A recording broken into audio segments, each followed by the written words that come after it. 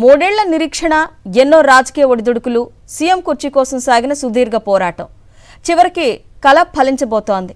Siddaramaiah రాజీనామాతో CM పదవి దాదాపు డీకేకు ఖరారైనట్లు కనిపిస్తోంది. ఈ నేపథ్యంలో డీకే జీవితంలో జరిగిన ఆసక్తికర విషయాలను ఆయన వ్యక్తిగత జ్యోతిష్కుడు బయటపెట్టడం ఇప్పుడు హాట్ టాపిక్ గా మారింది. కర్ణాటక రాజకీయాల్లో అత్యంత ప్రభావశీల నాయకుల్లో ఒకరైన డీకే శివకుమార్కు సీఎం పదవి అందని ద్రాక్షలా మారిన సందర్భాలు ఎన్నో ఉన్నాయి. కాంగ్రెస్ అధికారంలోకి వచ్చినప్పటి నుంచే సీఎం రేసులో ఉన్నప్పటికీ పార్టీ హైకమాండ్ సిద్ధరామయ్యకు అవకాశం ఇచ్చింది. అప్పటి నుంచి ఉప ముఖ్యమంత్రిగా బాధ్యతలు నిర్వర్తిస్తూ తన వంతు కోసం కళ్ళు కాయలు కాసేలా ఎదురు చూశారు డీకే. అయితే ఈ మూడేళ్ల కాలంలో ఎన్నోసార్లు తీవ్ర నిరాశకు గురయ్యానని, కొన్నిసార్లు పూర్తిగా ఆశలు కోల్పోయారని ఆయన జ్యోతిష్కుడు బెల్లూరు ద్వారకానాథ్ వెల్లడించారు. డీకే శివకుమార్ సులభంగా ఓటమిని అంగీకరించే వ్యక్తి కాదని, చివరి వరకు పోరాడే స్వభావం ఆయనదని జ్యోతిష్కుడు చెప్పారు. సీఎం పదవి దక్కదేమోనన్న ఆందోళనతో డీకే పలుమార్లు కన్నీళ్లు పెట్టుకున్నారని, తీవ్ర డిప్రెషన్లోకి వెళ్లారని కూడా వెల్లడించారు.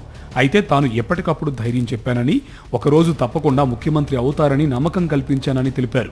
ఇప్పుడు అదే నిజమవుతుందని జ్యోతిష్కుడు బెల్లూరు ద్వారకానాథ్ వ్యాఖ్యానించారు. Not one day. This first of all that in May, and then November, and then January, and then April. I had known all these things because I had a clear indication this will happen only between May and beginning of June. That's all. I'm very confident. He will make it. He will make it.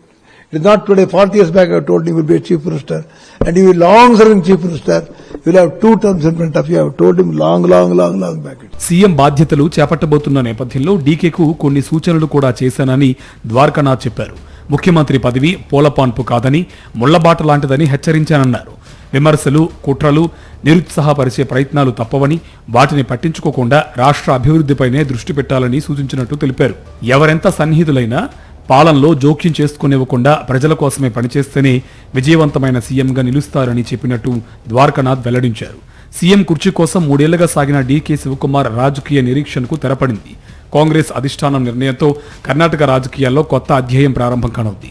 అయితే ఎన్నాళ్ళో వేచిన ఉదయం వచ్చిన వేళ ఈ అధికార ప్రయాణానికి DK ఎలా సిద్ధమయ్యారు అనేది భవిష్యత్తే తేల్చబోతుంది.